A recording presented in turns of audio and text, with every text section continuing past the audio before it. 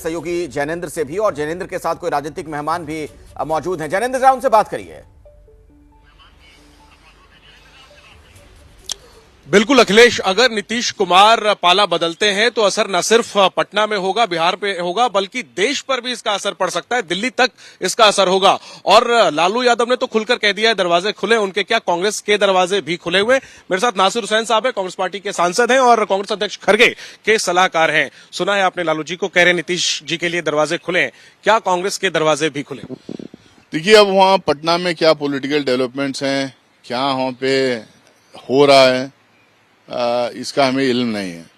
अगर लालू प्रसाद यादव जी ने कुछ कहा है तो जरूर किसी ना किसी एक कॉन्टेक्स्ट में बात की है। क्या सवाल था, उसका जवाब ऐसा उन्होंने। सवाल स्पष्ट था, क्या नीतीश जी के लिए दरवाजे खुले? उन्होंने कहा बिल्कुल खुले, वो आएंगे, हम उनको साथ लेंगे। अगर नीतीश जी आते हैं, क्या कांग्रेस की भी यही राय है जो लालू जी की राय है? ये मैं आपसे सीधा पूछना चाहता हूं। देखिए, अभी नीतीश जी का क्या ख्याल है, उन्होंने क्या बयान दिया है, क्या उन्होंने पहल किया है, क्या उनके पार्टी की तरफ से कोई स्टेटमेंट आया है, इसका कोई इल्म नहीं है मुझे। अगर उनके यहाँ से कोई स्टेटमेंट आता है, कोई मूव होता है, तो फिर उसके बाद कांग्रेस पार्टी अपने हिसाब से रिएक्ट करेगी। जब तो ये तो ठीक बात है कि पहल नीतीश जी को करनी है, लेकिन अगर वो पहल करते हैं, लालू जी कह रहे हैं दरवाजे खुले हैं, आप बताइए ना, क्या कांग्रेस के दरवाजे भी खुले हैं?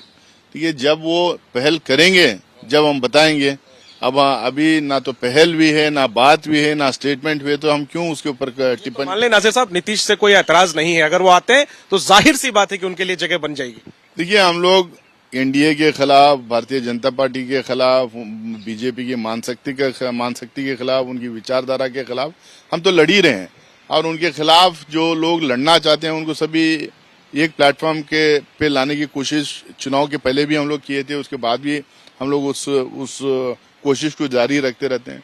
पार्लियामेंट के अंदर भी हम सब लोगों को साथ में लेके चलते हैं, ताकि उस आइडियोलॉजी के खिलाफ में हम लड़ते रहें।